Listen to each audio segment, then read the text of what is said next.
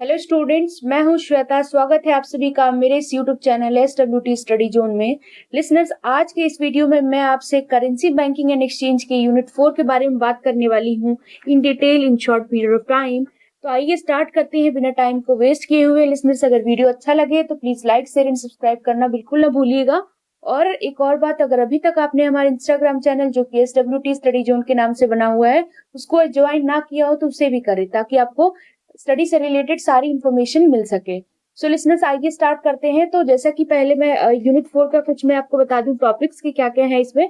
तो बेसिकली आपका इसमें फॉरेन एक्सचेंज और एक्सचेंज रेट के बारे में पूछा गया है, और तीसरा टॉपिक है एक्सचेंज कंट्रोल। तो इन्हीं तीन टॉपिक पर ये सारी चीजें बेस्ड हैं। तो इन सारे जैसे कि दिया है कि फॉरेन एक्सचेंज का कॉन्सेप्ट बताना है, एक्सचेंज रेट का कॉन्सेप्ट बताना है, फैक्टर्स जिसकी वजह से एक्सचेंज रेट फ्लक्चुएट होता है, यानी factors causing fluctuation in exchange rate, और फिर एक्सचेंज कंट्रोल की मीनिंग, ऑब्जेक्टिव्स एंड मेथड्स बतानी है। तो इनके बारे में बात करेंगे डिटेल में। तो जैसा कि लिसनर्स आप स्क्रीन पर देख रहे हैं, फॉरेन एक्सचेंज। तो फॉरेन एक्सचेंज क्या होती है सबसे पहले जान ले। तो इसमें जैसे कि हम जानते हैं कि फॉरेन करेंसी को हम फॉरेन एक्सचेंज के नाम से भी जानते हैं। डिफरेंट जो फॉरेन करेंसीज होती हैं, कंट्री रिप्रेजेंट करती है किस चीज को, फॉरेन एक्सचेंज रिजर्व को। कंट्री की फॉरेन एक्सचेंज रिजर्व को रिप्रेजेंट करती है। इसके बेसिस पे क्या होती है कि कंट्री की करेंसी की वैल्यू डिटरमाइन की जाती है, और वो रेट जिस पर एक कंट्री करेंसी किसी भी कंट्री की करेंसी की वैल्यू क्या हो, कन्वर्ट हो दूसरी करेंसी में, उसी को हम एक्सचेंज रेट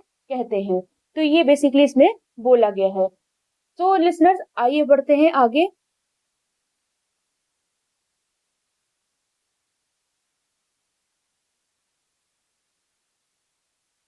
सो नेक्स्ट आप देख सकते हैं determination of foreign exchange rate. कैसे इसको डिटरमाइन किया जाता है। तो बहुत सारे तरीके हैं डिटरमाइन करने के एक्सचेंज रेट को।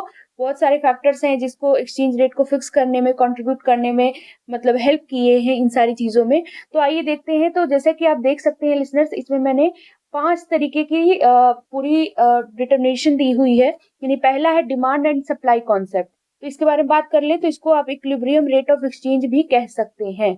इसमें बेसिकली है कि जितने भी फैक्टर्स जो कि फॉरेन एक्सचेंज रेट को इफेक्ट करते हैं, वो demand and supply of foreign exchange के रूट को अडॉप्ट करते हैं, ताकि क्या हो सके, अगर demand and supply of foreign exchange में इंक्रीज हो रहा है या डिक्रीज हो रहा है बहुत सारे इन्वायरमेंटल फैक्टर्स की वजह से, तो वो क्या हो, एक्सचेंज रेट पर आकर के रेस्ट पोजिशन में हो जाए। तो ये सारी चीजें इसमें बताई गई हैं। सो लिसनर्स, नेक्स्ट है मिंट पैरिटी थ्योरी। तो मिंट पैरिटी थ्योरी जो है बेसिकली आपका इसमें ये है कि रेट ऑफ एक्सचेंज रिसोल्यूट होता है on the basis of demand and supply of foreign currency foreign exchange market में। और नेक्स्ट है आपका purchasing power parity theory.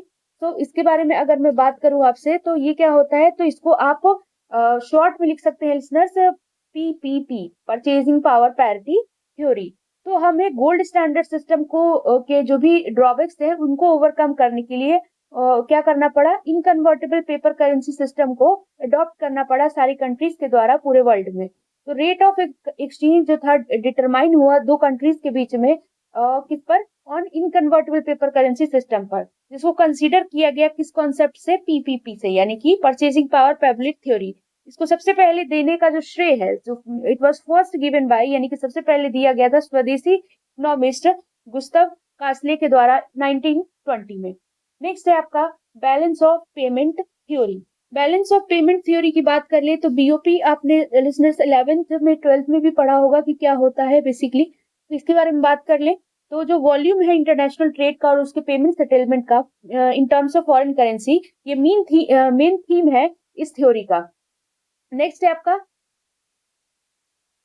Fishers effect. यानी कि द फिशर्स इफेक्ट में इसमें क्या बताया गया है कि ये रिलेशनशिप बताता है इंटरेस्ट और इन्फ्लेशन के बीच में, और बताता है कि कैसे इन्फ्लेशन का इम्पैक्ट पड़ता है रिटर्न ओवर इन्वेस्टमेंट पे। तो आई होप आपको इसकी मीनिंग क्लियर हो गई होगी। नेक्स्ट बात कर ले factors affecting rate of exchange. कौन कौन से फैक्टर हैं जो रेट ऑफ एक्सचेंज को इफेक्ट करते हैं। तो पहला है change in international trade transaction. यानी कि जो फॉरेन एक्सचेंज के रेट हैं वो फ्लक्चुएट होते हैं एक्सपोर्ट और इम्पोर्ट आइटम्स के चेंजेस की वजह से। तो अगर एक्सपोर्ट इंक्रीज कर जा रहा है तो इंपोर्ट क्या होगा कि उस फॉरेन करेंसी का जो रिजर्व है वो इंक्रीज कर जाएगा। और अगर डोमेस्टिक करेंसी की डिमांड इंक्रीज कर रही है वर्ल्ड मार्केट में, तो एक्सचेंज रेट क्या होगा, एक्सपोर्ट कंट्री की फेवर में चला जाएगा।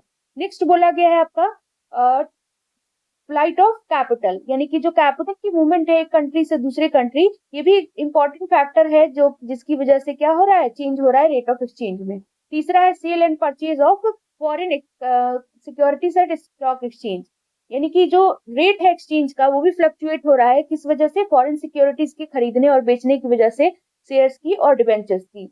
नेक्स्ट है बैंकिंग ऑपरेशन, तो ये भी इसका एक फैक्टर है। नेक्स्ट बात कर लेते हैं आगे लिसनर्स। नेक्स्ट है, आप देख सकते हैं एक्सचेंज कंट्रोल के बारे में बात करूंगी मैं कि एक्सचेंज कंट्रोल बेसिकली होता क्या है।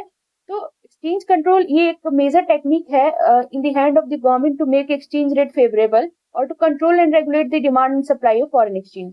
इसमें बेसिकली ये बोला गया है लिसनर्स कि एक्सचेंज कंट्रोल एक टेक्निक है गवर्नमेंट की जिस ताकि वो एक्सचेंज रेट को फेवर में कर सके या फिर demand and supply of foreign exchange को कंट्रोल कर सके, रेगुलेट कर सके। ये हेल्प करता है किस चीज में, इंटरनेशनल ट्रेड को कंट्रोल करने में भी ये मदद करता है। तो आई होप आपको समझ में आ गई होगी। नेक्स्ट बात कर लेते हैं ऑब्जेक्टिव्स ऑफ एक्सचेंज कंट्रोल, यानी कि क्या क्या इसके ऑब्जेक्टिव्स होते हैं, इन उद्देश्य। तो सबसे पहले दो इन ऑब्जेक्टिव्स के बारे में बात कर लूंगी। पहला है स्टेबलाइजेशन, रेड लाइन नहीं है इसका मतलब ये नहीं है कि ये सही है लिसनर्स, तो स्टेबलाइजेशन और अंडर वैल्यूएशन।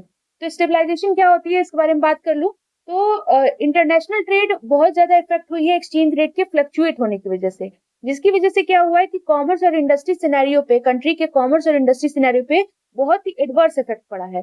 जो एक्सचेंज रेट की पोजीशन है, एक्सचेंज रेट इक्विलिब्रियम की पोजीशन है, वो रेयर हो गई है मार्केट में क्योंकि डिमांड एंड सप्लाई की पोजीशन चेंज होते जा रही है। तो ये बेसिकली इसमें बताया गया है। नेक्स्ट है आपका अंडर वैल्यूएशन। अंडर वैल्यूएशन यानी कि करेंसी की वैल्यू डिक्रीज होने की वजह से जो रेट पहले से प्रीवेल हो रहा था प्री एक्सचेंज मार्केट में, तो ये बोला गया कि एक डेलिब्रेट मेथड है डील करने का डिप्रेशन से।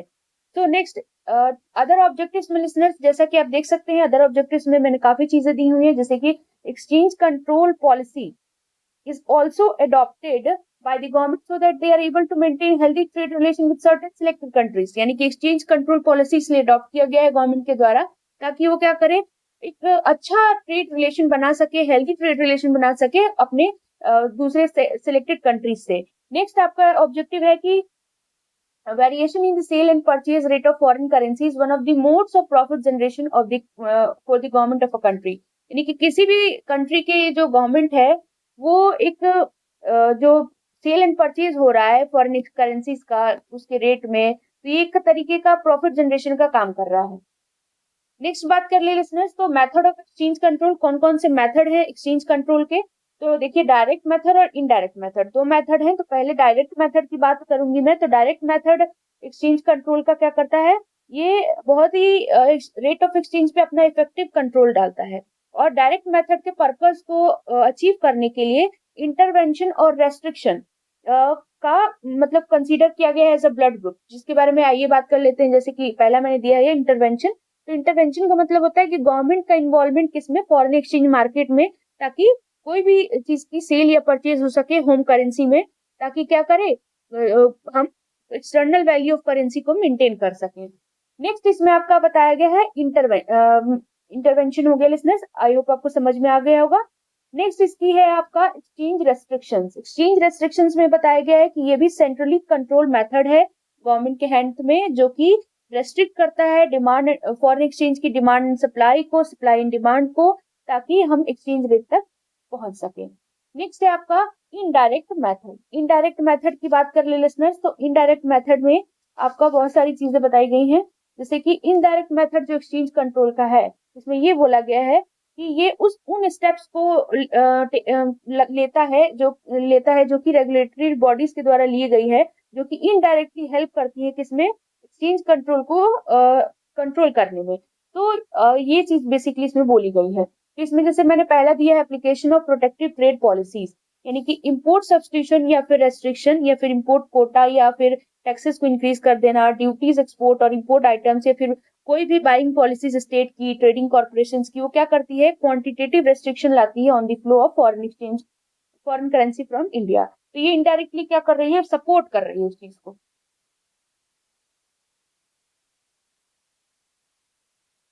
तो आई होप आपको सारी चीजें क्लियर हो गई होंगी। Thank you so much.